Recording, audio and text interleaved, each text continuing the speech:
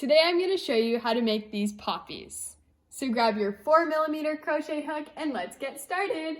This is my poppy from last year. As you can see, it's fraying at the edges, looks sort of ratty. I couldn't wear it again. This crochet poppy, on the other hand, can be worn year after year as it won't fray and show wear as this disposable poppy will. To begin, you want to make a magic ring. So make an X, put your hook like this and grab the second piece, wrap around and pull through. That's a magic ring. Now you're going to do 4 single crochets inside the ring.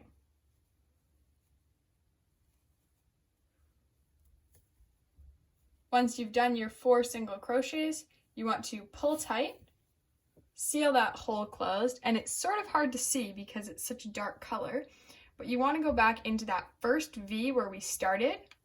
So go under both parts of your V, so you have 2 loops on your hook.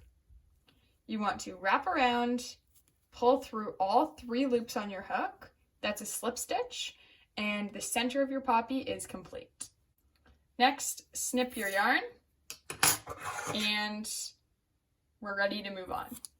To begin your flower, what you want to do is grab your black, center again, and you want to go into the one next to where we ended off, into the stitch like that. Then you want to grab your red wool and pull through so that now you have a loop underneath. Now you're going to chain 1. This is just to secure that. And now into our first chain again into that same stitch, you're going to wrap around, poke through, and do, this is what you call when you pull through all 3 loops on your hook, that's a half double crochet. Then you want to do 3 double crochets in that same stitch again.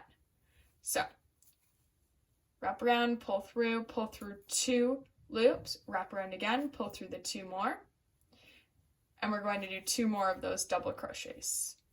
Wrap around, pull through 2, wrap around, pull through 2.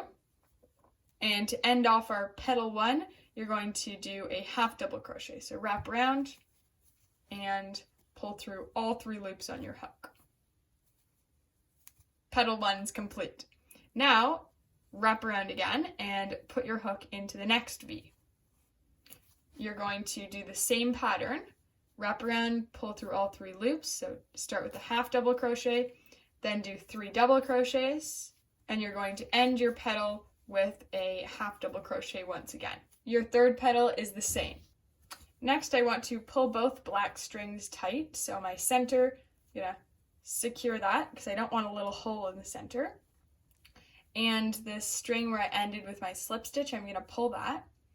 And I'm actually gonna sort of work around the slip stitch. So I'm pulling this string back and I'm gonna work into this piece here. So over my slip stitch, I'm just gonna sort of skip over that and work and do my final petal like this, starting with the same pattern. You're going to end your poppy off by going into this red stitch here and doing a slip stitch, like so. And then you can go ahead and cut your red yarn. As you can see, this poppy is almost complete, it's almost ready, but we have all these strings to get rid of first. Starting with the string right in the center, where we had our, you can see a tiny little hole there, so you want to pull that as tight as possible. Thread your needle, and you want to work under some of these black pieces just around the center. So, like so, that's under a black piece. Just sort of go around your center. This will prevent your wool from coming undone. It's very hard to see because it is black, but just go under, there we go. 2 to 3 pieces from your center, from that magic ring where we started. And now I can go ahead and cut this black yarn. Next, grab your other black. This was from the slip stitch, and you're just wanting to work into your center. So go under a piece of the stitching, so pull tight. Go under 2 or 3 pieces, and then you can go ahead and cut this one as well. When you're cutting your yarn, just pull, snip, and then you won't even see that there's ever been an end. Next, you want to grab the red where we started.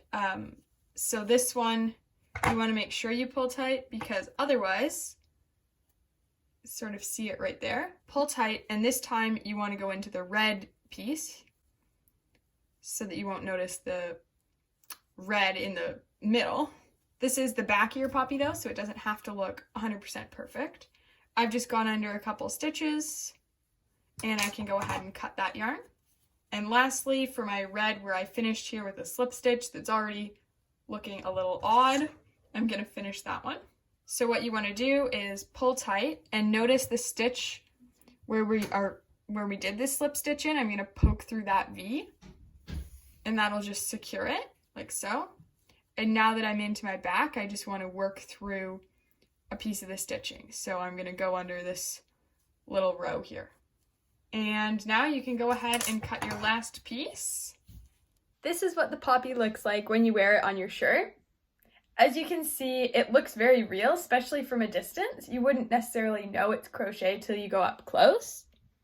But if you don't have one of these sticks or the pins from a traditional poppy, disposable one, you can actually use a safety pin.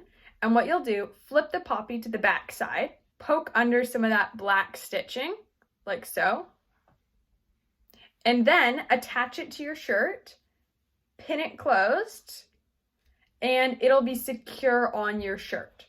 So as you can see here, this is what it looks like. It's just pinned on.